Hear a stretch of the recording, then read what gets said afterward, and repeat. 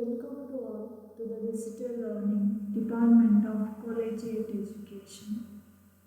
ಪ್ರೀತಿಯ ವಿದ್ಯಾರ್ಥಿಗಳೇ, ಈ ಒಂದು ಸೆಷನಲ್ಲಿ ನಾನು ಆರ್ಟಿಕಲ್ಸ್ ಆಫ್ ಅಸೋಸಿಯೇಷನ್ ಕಂಟಿನ್ಯೂಯೇಷನ್ ಪಾರ್ಟನ್ನು ನಾನು ಹೇಳ್ಕೊಡ್ತೀನಿ. ಮುಂದುವರಿದ ವಿಷಯಗಳನ್ನು ಇದ್ರ ಬಗ್ಗೆ ತಿಳ್ಕೊಳ್ಳೋಣ.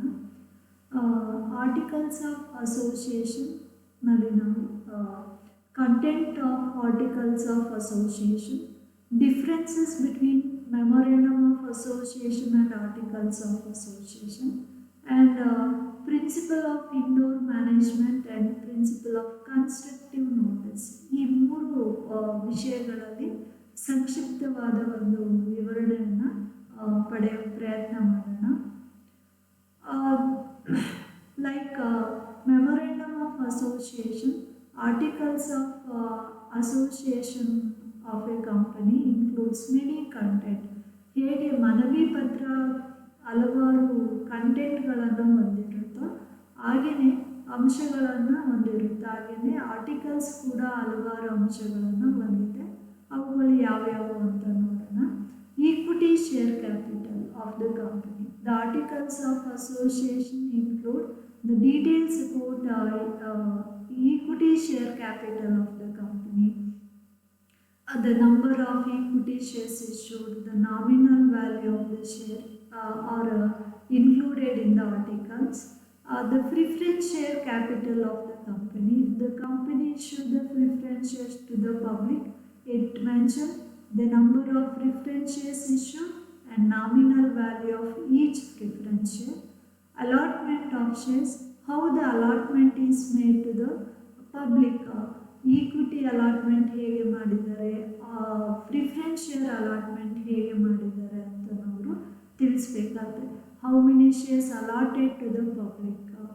Issue of share certificate. After allotment of shares to the public, they issue the share certificate. They must include share certificate details in the articles of association, and it also include the procedure for making calls on shares.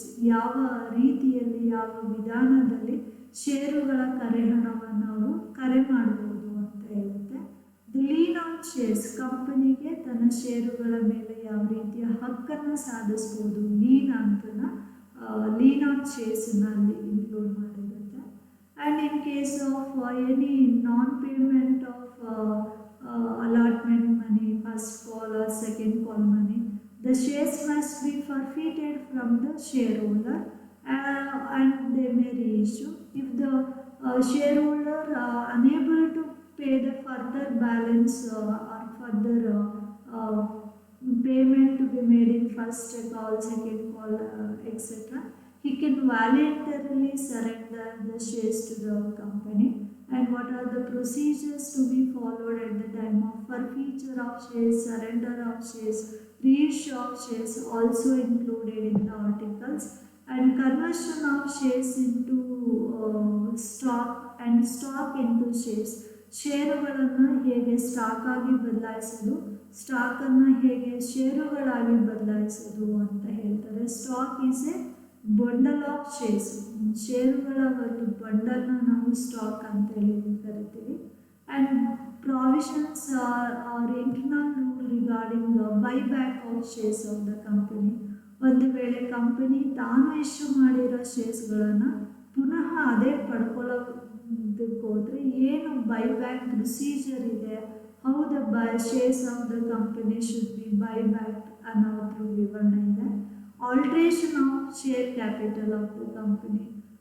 Share ಕ್ಯಾಪಿಟಲನ್ನು ಹೇಗೆ increase ಮಾಡಬೇಕು, ಹೇಗೆ reduce ಅಥವಾ decrease ಮಾಡಬೇಕು ಅನ್ನೋದ್ರ ಬಗ್ಗೆನೂ ಪ್ರಾವಿಷನ್ಸ್ಗಳನ್ನು ಇದು include ಮಾಡಿದೆ. And it also include issue of share warrant. Share ವಾರೆಂಟನ್ನು ಇಶ್ಯೂ ಮಾಡೋ ಬಗ್ಗೆ ಮಾಹಿತಿಯನ್ನು ಹೊಂದಿರುತ್ತೆ. Appointment of managing director, whole time director, manager, secretary and their remuneration. ಕಂಪನಿಯ ಮ್ಯಾನೇಜಿಂಗ್ ಡೈರೆಕ್ಟರ್ನ ಹೇಗೆ ಅಪಾಯಿಂಟ್ ಮಾಡ್ಕೊಳ್ತಾರೆ, ಹೋಲ್ ಟೈಮ್ ಡೈರೆಕ್ಟರ್ ಬೇಕಿದ್ದರೆ ಹೇಗೆ ಅಪಾಯಿಂಟ್ ಮಾಡಬೇಕು, ಮ್ಯಾನೇಜರ್ನ ಹೇಗೆ ಅಪಾಯಿಂಟ್ ಮಾಡಬೇಕು, ಸೆಕ್ರೆಟರಿಯನ್ನು ಹೇಗೆ ಅಪಾಯಿಂಟ್ ಮಾಡಬೇಕು, ಆ್ಯಂಡ್ ದೇರ್ ಆಲ್ ರೆಮ್ಯುನರೇಷನ್, ಅವ್ರಿಗೆ ಯಾವ್ಯಾವ ರೀತಿಯ ರೆಮ್ಯುನರೇಷನ್ಸ್ಗಳು ಸಿಗುತ್ತೆ ಕೊಡಬೇಕು ಅಂತಲೂ ಇದು ಮಾಡುತ್ತೆ.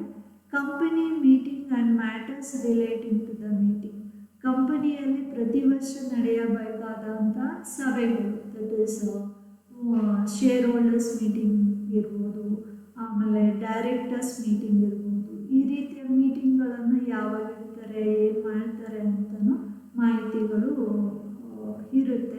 ಯಾವ ರೀತಿ ಇರಬೇಕು, ಮಿನಿಟ್ಸ್ ಹೇಗಿರಬೇಕು, when notice of the meeting will be given to them, how the quorum of the meeting to be decided ಅನ್ನೋದ್ರ ಬಗ್ಗೆ ಮಾಹಿತಿ ಇರುತ್ತೆ.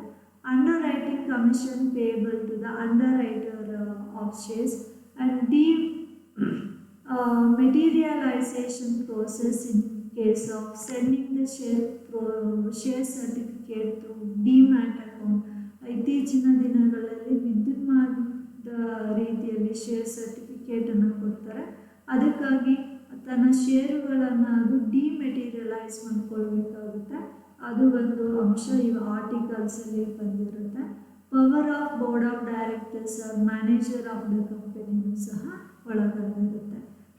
ಈ ಕೆಲ ಅಂಶಗಳು ಒಂದು ಕಂಪನಿಯ ಲಿಖಿತ ಕಟ್ಟಳೆಯ ವಿವಿಧ ಅಂಶಗಳಾಗಿವೆ ಅಂತ ನಾವು ಪರಿಗಣಿಸ್ಬೋದು.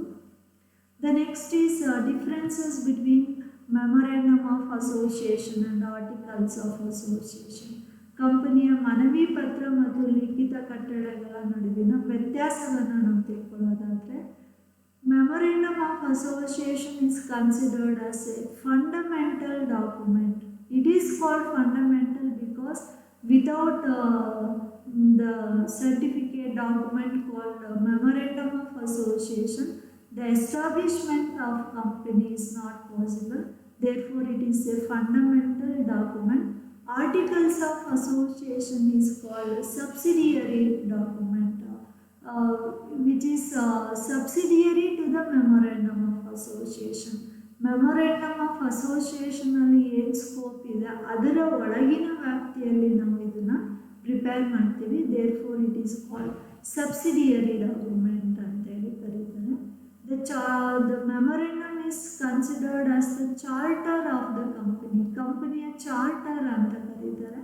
ವೆರಾಸ್ internal articles of association treated as internal rules and regulation of the company. ಒಂದು ಕಂಪನಿಯ ಆಂತರಿಕ ನಿರ್ವಹಣೆ ಮತ್ತು ಆಂತರಿಕ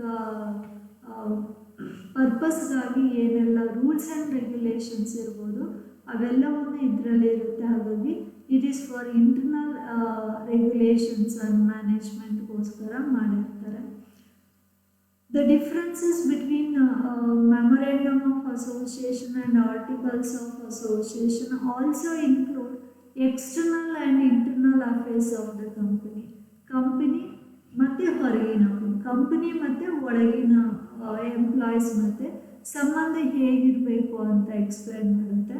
virus articles of association explain only internal affairs and management of the company, ಕಂಪನಿಯ ಆಂತರಿಕ ವಿಷಯಗಳು ಮತ್ತು ಆಂತರಿಕ ನಿರ್ವಹಣೆಗೆ ಸಂಬಂಧಪಟ್ಟಂತೆ ಕಂಟೆಂಟ್ ಅನ್ನೋದು ಹೊಂದಿರುತ್ತೆ. Effect on members and also outsiders. Memorandum of association affect the member of the company and also outsiders, whereas articles of company affects only the members and the employees. ಕಂಪನಿಯ ಎಂಪ್ಲಾಯಿಗಳು ಮತ್ತು ಮೆಂಬರ್ಸನ್ನು ಮಾತ್ರ ಅದು ಪರಿಣಾಮ ಬೀರುತ್ತೆ. If anything than beyond the scope of memorandum of association is treated as ultra vires but it cannot be ratified. Memorandum of ಅಸೋಸಿಯೇಷನ್ನ ವ್ಯಾಪ್ತಿ ಮೀರಿ ಯಾವುದೇ ಒಂದು ಆ್ಯಕ್ಟ್ಸ್ಗಳನ್ನು ನಾವು ನಿರ್ವಹಿಸಿದ್ರು ಅದನ್ನು ಅಲ್ಟ್ರಾ ವೈಸ್ ಆ್ಯಕ್ಟ್ ಅಂತೇಳಿ ಕರಿತೀವಿ. Acts the articles of association. In case of articles of association, the acts done beyond the articles of association is called doctrine of indoor management. These acts can be ratified.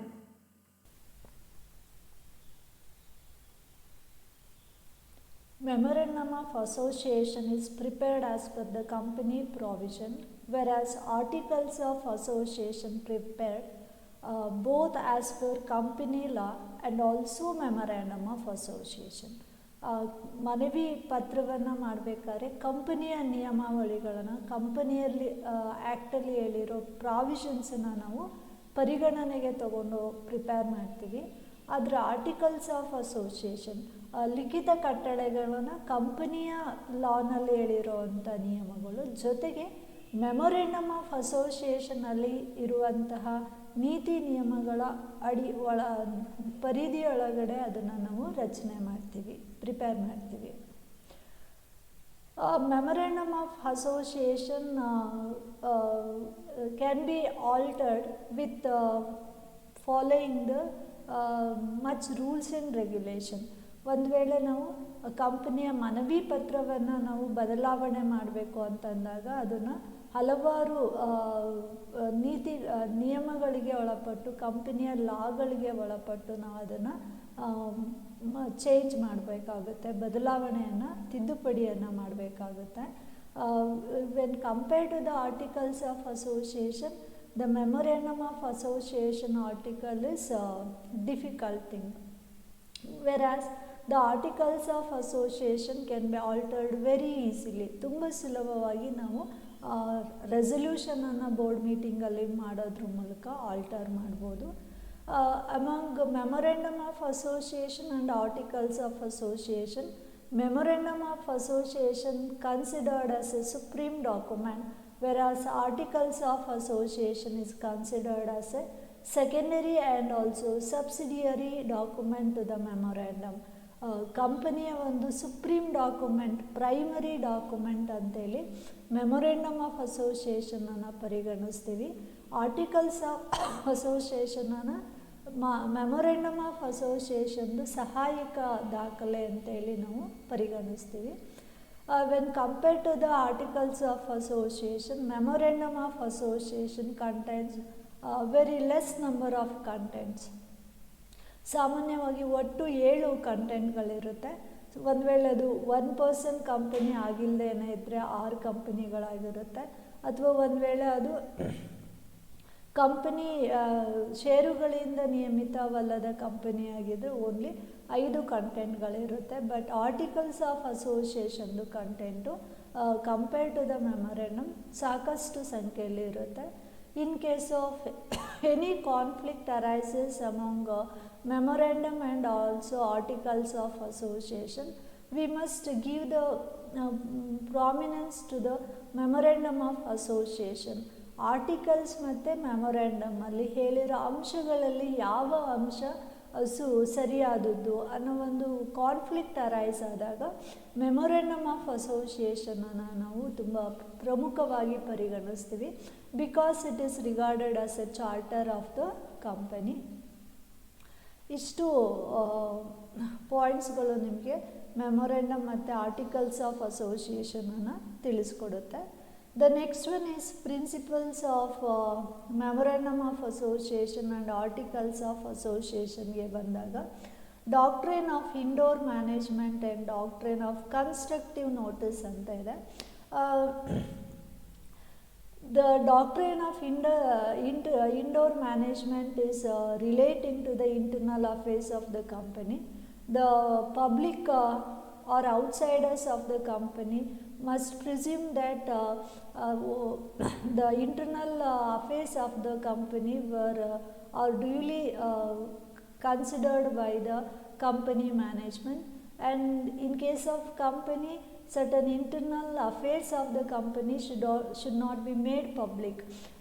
Company internal ಅಫೇರ್ಸ್ಗೆ ಸಂಬಂಧಪಟ್ಟಂಥ ವಿಷಯಗಳನ್ನು ಪಬ್ಲಿಕ್ಗೆ ಅವರು ತಿಳಿಸೋ ಅಂಥ ಅವಶ್ಯಕತೆ ಇಲ್ಲ. Publics ಕಂಪನಿಯವರು memorandum of ಅಸೋಸಿಯೇಷನಲ್ಲಿ ಏನು ಹೇಳಿದೆ ಆ ಪ್ರಕಾರವಾಗಿ ಇಂಟರ್ನಲ್ ಅಡ್ಮಿನಿಸ್ಟ್ರೇಷನ್ಸನ್ನು ಮಾಡ್ಕೊಂಡು ಹೋಗ್ತಿದ್ದಾರೆ ಅಂತ ತಿಳ್ಕೊಳ್ಬೇಕು. And these affairs should be managed by the managers and directors of the company.